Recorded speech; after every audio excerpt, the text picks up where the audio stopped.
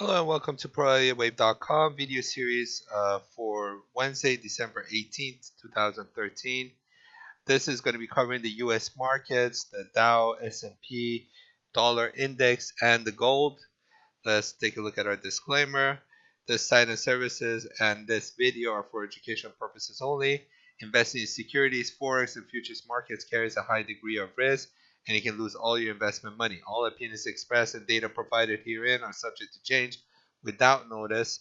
The services offered by us may not be suitable for all investors. The material is not intended to provide and should not be construed as providing individual financial, investment, tax, legal, or accounting advice. You should consult your professional advisors prior to acting on the basis of the information herein. For further information, please contact ProElliotWave.com. Let's look at some of the calendar events. Today, you saw it was a very busy day of news, and the markets reacted tremendously to it. This morning, we had the building permits for the U.S. and the FOMC meeting. And with the statement of the tapering, the markets reacted tremendously. Dow was up 292 points afterwards. Nasdaq and S&P reacted as well, and the dollar index, along with gold. Every currency was waiting for this sort of news, and there was a lot of reaction to it. Tomorrow, we're going to also have the unemployment claims, existing home sales, Philly Fed manufacturing index, monetary policy statement, and also the Japanese yen. We'll have the Bank of Japan press conference. Continue on Friday, we'll have CPI and final GDP for the US. So still another couple of days of heavy news for the US and other currencies. Also, be aware that this might be the last week of trading for a lot of people, so there's going to be a lot of shift in their portfolios. So the markets are going to be quite responsive. Let's dive into the action. We're going to start with um, the Dow, and today I'm going to try to cover mostly from the 15 minutes to 4 hour charts because I believe it's a good day to talk about some of these intraday movements as the markets reacted so intensely to some of all these news. I do believe that Elliott wave shows us a way to dissect the market, and be aware of some of the key points, and be aware that if at one point a certain level is taken out, there's validity or invalidation of some of these counts, and along with that, you see a lot of supports and resistance levels being at these levels, along with a lot of people's buy orders and stop orders, and the market reacts to that. And I believe when the news comes out, what happens instead of this taking 2 3 days, it expedites things and makes it much more it happen for it to happen much more quickly. Um, so let's look at the 15-minute chart of this Dow, and this morning when the news came out, we fell for the beginning. Don't look at this last bar. These are bad bars that come into my trading software, so you should really be looking at this part. And I believe that we did an ABC to a B here, and we completed the C level today at the end of the market. Now, whether this pulls up all the way and passes this level because it was a key level, if you look at the 4 hour, um, we had a previous top of 16178, and today we ended just about there. So with the B wave, it's okay. You can penetrate through this level, and it still doesn't affect the count. But whether we pass through this and break it, then I would change this count, and this would no longer be valid. However, if we come off these levels, it works perfectly. Um, and this created a major resistance level, and there are a lot of sell orders here perhaps, and there might be a lot of news coming out in the morning that's going to just start it going the other way.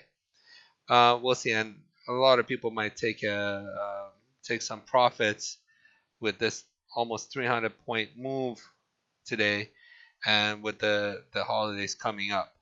Looking at let's go dive into the 15 minutes again and see how we have this.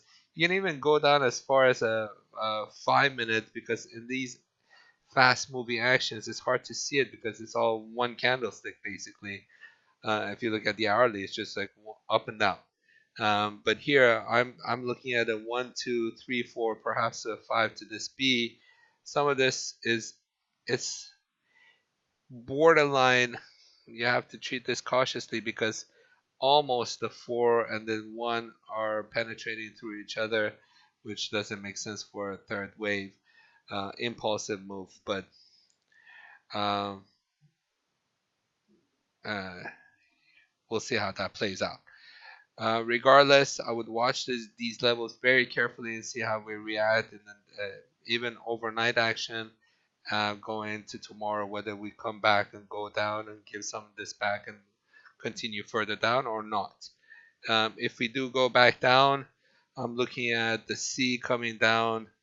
Um, let's look at, let's actually go out to the daily. I have the C coming down a lot further down, but you never know. Um, let's look at some of these ratios. 4 versus a 3.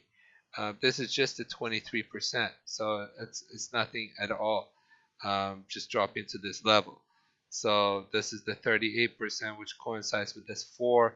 That makes a lot more sense. So almost a 14, 14,549, which is almost about 10-15%. 10% is about 160 points. So it's not that impossible to believe that this might come down all the way to here within the next couple weeks to a month. So we'll see how this plays out. Let's look at the S&P. Actually, this one is the dollar index. Let's look at the dollar index. Let me go into the S&P because it's very similar chart as the Dow, and this is the weekly. I believe again we've done a 3 and we're working on the 4.